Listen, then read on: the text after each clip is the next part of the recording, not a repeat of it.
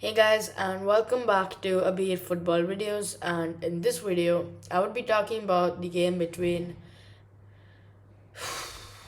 well, it was a really good game actually. PSG versus Bayern Munich. And in this game was a 2-0 game with two red cards for PSG, and those two red cards were late in the game, and surely it was taken for the team for anything really for PSG to cross the line and go into the semi-finals, and they struggled a lot, and three offside goals by Bayern Munich was what it was. And this game, guys, I'm telling you, it had so much drama and so entertaining. Okay, guys, so other than that, let us first come up with a quick summary of a statement. Diego Jota, rest in peace, and Andre Silva as well, rest in peace. And obviously, Manchester City also, who lost in the Club World Cup against Al Hilal. We will be coming back next season stronger, is all I can say. Okay, so other than that, let us now talk about this game. So it was 0-0 in the first half, and PSG were actually really lacking possession of the ball and everything in the first half, and Bayern Munich were taking advantage of everything and attacking more often. And PSG also left a lot of crosses open, and because of that, they conceded.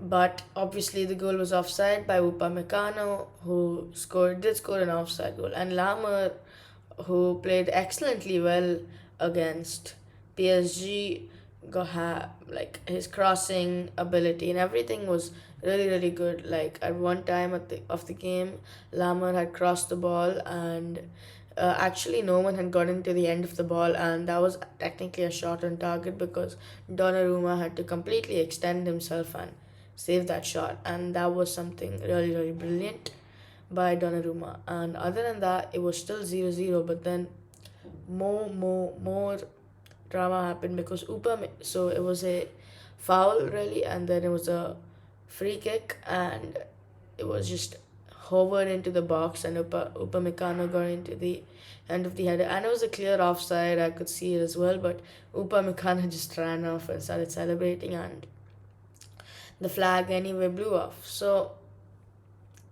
I mean, that is that. It was sad, but I really am rooting for PSG right now in the Club World Cup. I mean, they are a really respectable team, if I'm being honest, and I really like enjoy seeing them play as well. But obviously, they're not my second team. I don't even have a second team, guys. Okay, so it was still 0-0, and the main chances really were Upamecano's header and Lamer's shot. But PSG also did get a lot of breakthroughs, and they had lots of 2-on-1s or 3-on-2s scenarios, but they just couldn't convert. And Neuer obviously came strong on two of them.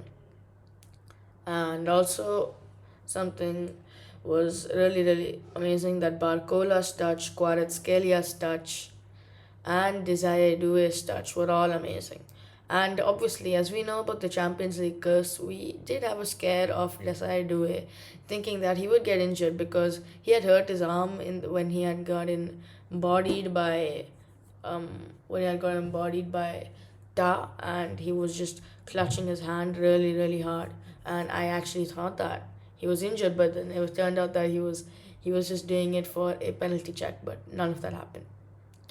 And then right before halftime, Donnarumma came out on full extent and let's just say sent Musiala back home to Germany because Musiala surely has a season-ending injury right now, and it might be a career-ending injury for Jamal Musiala. And what a sad week of football! We lost Rufai, we lost Jota, we lost Andre, and now Musiala might not be able to play properly. Okay, so basically what had happened was Musiala had gotten the ball. Donnarumma had gone for Musiala's legs and the ball at the same time, but it was completely accidental, so it couldn't actually be a penalty kick, and that was really good because.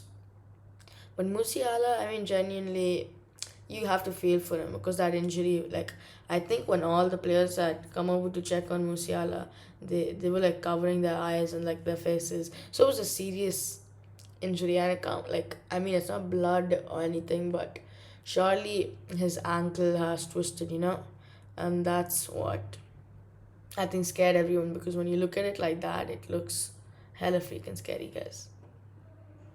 Okay, so after the first half, really, Donnarumma was getting booed by the Bayern fans who were from America. I bet who didn't even know who the player was who got fouled. Okay, fine. That was not good, what I said. It's fine though. So after that, in so PSG did get some more attacking options really, and Barcola was playing amazing. He tried distributing the ball to either of the side. Like sometimes Barcola tried distributing the ball to Courtois. Sorry guys, I had some other thoughts in my head. So Barcola basically tried distributing the ball to Desire Due, but Due, like, he's young and like he's not that strong, and his decision making, I think it's not that accurate. So like when he gets the ball, he does need some time to think, and he does not get that thinking time with the intense press from Bayern Munich, which made him lose the ball. But if we saw Desai Due yesterday in open spaces, he actually played amazing. Like the way he could control, like he had free space, he could control the ball. He took a little extra touch, got that time to think, and then he plays some beautiful passes. But when it's like near the defense, he there's a high chance that Desai Due would not be able to convert it into something useful, and that can be some annoying for the teammates. But he's anyway a kid, and you just got to give this Due some chance. That's all, guys. So, so till 60 minutes, really nothing had happened other than Kvaratskhelia chance, really. So what had happened was Barcola had gotten the ball and he had given it all the way to Kvaratskhelia. And Kvaratskhelia, obviously, amazing touch. And what he did was he just dribbled inside using his pace, beating Upamecano. And since he was in the penalty spot, there was no chance that Upamecano could actually even like touch Kvaratskhelia, because he's going at such a high speed, and like a single contact would make him fall. And I think that the referee would just look at the contact, but like not how and like scientifically why that's happening. So I think that will exactly be the reason why Kvaratskhelia would have earned the penalty. So, and Upamecano just didn't touch him. So Kvaratskhelia went, and it was the job of Neuer really. And he took shot, but Neuer made himself big, reduced the angle, and saved the shot. It just hit his chest, and then Neuer got it again. Kvaratskhelia was really really close to going inside the goal. Like it was like literally that close. So other than Kvaratskhelia, we had some other chances, like Hakimi, for instance. He had run inside all the way into the box, but really it was for nothing. Like he tried to get the ball, but he tried taking shot as well, but it had gone wide. So till there it was 0-0 and nothing really much. But then Bayern got the breakthrough. But it was Donnarumma who had pulled off an amazing save really. But again, after that, PSG had gotten a breakthrough, and this time it was Kvaratskhelia on the ball. It was a 1v1, Kvaratskhelia versus Neuer. What Kvaratskhelia did was he went inside, took an in-foot touch, and took shot. And Neuer knew he was going to shoot far post by Kvaratskelia's ankle, but most of the goalkeepers wouldn't trust that, because like if they're shaping to shoot on that side, like curling it in, they might just cut back in and curl it back in. So it's like an 80-20% chance really for any goal to happen. And Neuer came on top and saved that shot. And that is really what is interesting at this point, the way he saved it. Okay, so other than that, no big chances had happened in the game. And obviously, Donnarumma getting booed was all that happened. But then in the 73rd minute, Desire Due had scored what we thought was the winning goal. But we were far from experiencing what more drama we were going to witness.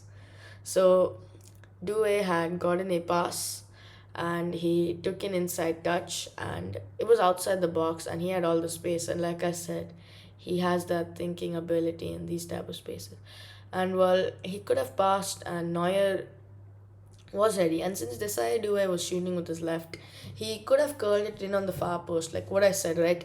Like Kvaratskhelia was on the left side with his right, so far post is what most goalkeepers assume. And but sometimes they obviously get wrong-footed, considering like they hardly have time, and then they just switch the ball to near post. It's really really difficult to judge as a goalkeeper, and in fast shots, oh my god.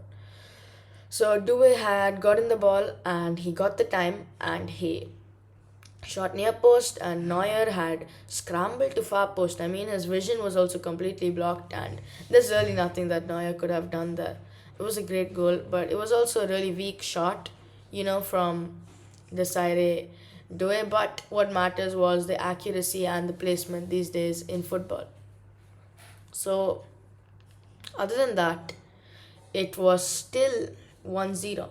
But we witnessed more. So Goretzka and Muller had gotten subbed on, and they had decided to come, and it was Muller's last game for Bayern, really. 6 minutes were left. And Goretzka had immediately gotten subbed off as well for a more attacking perspective. So basically, Pacho had just basically it was a really late tackle. Goretzka had dribbled, he took a big touch, and then Pacho just jumped and side of the ankle hit Goretzka, and that was a clear red card. And Anthony Taylor did no mistake, even though he does a lot of mistakes. But he Anthony Taylor knew it was a red card. I knew it was a red card, and like that, PSG were reduced to 10 men. But remember, guys, one goal and two red cards again. Two goals and two red cards in the span of 12 minutes, guys. That's what is the juicy thing today. So after that, it remained 1-0, and Bayern Munich had gotten a free kick, and at that time we thought that Bayern Munich would score, because what had happened was Enrique had gotten out all the defense for PSG that was required, and because of that, really, PSG had to play with.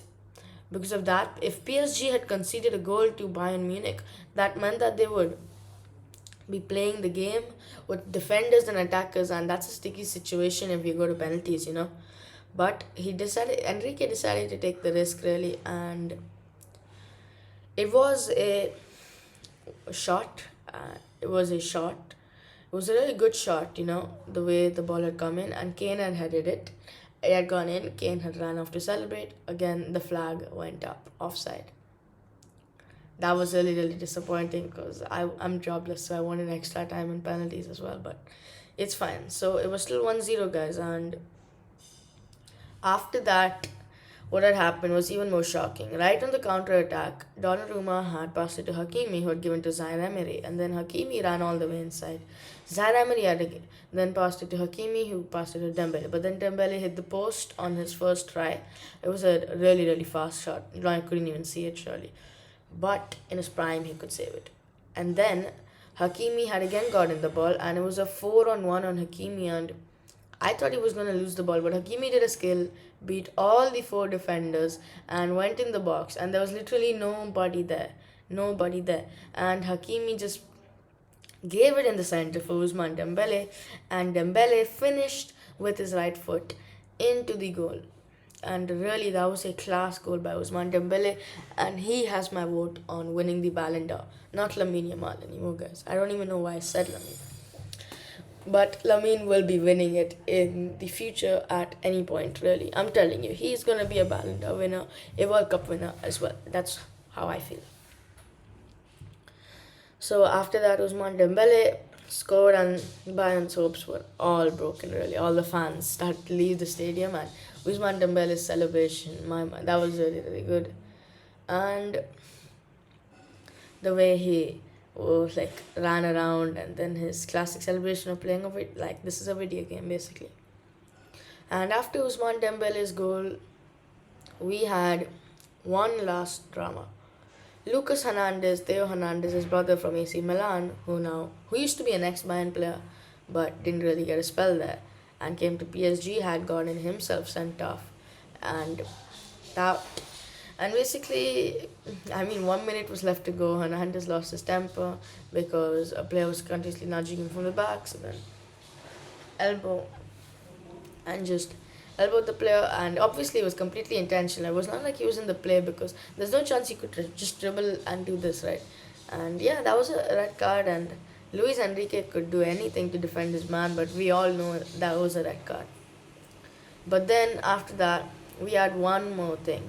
It was a penalty kick for Bayern Munich. Well, it was, like, but it wasn't really like it wasn't a penalty. So what had happened was Muller had dived as usual. Not as usual, I respect Muller, but he had dived. He had literally dived. So what had happened was it was a corner kick. Ball had gotten delivered, and then Muller had just dived. So basically, Mendes had tried kicking the ball, but he kicked the ball on Muller, and it was like the ball was sandwiched between Nuno Mendes's boot and Muller's head. And obviously, from far, if you look at it, it looked like a penalty. So the referee gave it as a penalty and no shrug. And obviously, when he checked the VAR, the referee, it wasn't a penalty, and it was like a pure. The ball was what had hit Muller's face, and it couldn't have been a red card maybe because Muller had gotten pain from the ball. Who knows? But it was for diving. Most of us know that. So that's all I have to say, guys. And PSG are now facing Real Madrid, and I'm just really, really happy that Kylian Mbappe dedicated his goal to Jota, sorry, and that is really what is on the big picture today. So, anyway, guys, I will see you in my next video. And Manchester City season in the Club World Cup was obviously over long ago, but let's make the FIFA Club World Cup memorable, at least for PSG. So that's all I have to say, guys, and I shall see you in my next video. And please consider subscribing, guys. Thank you once again.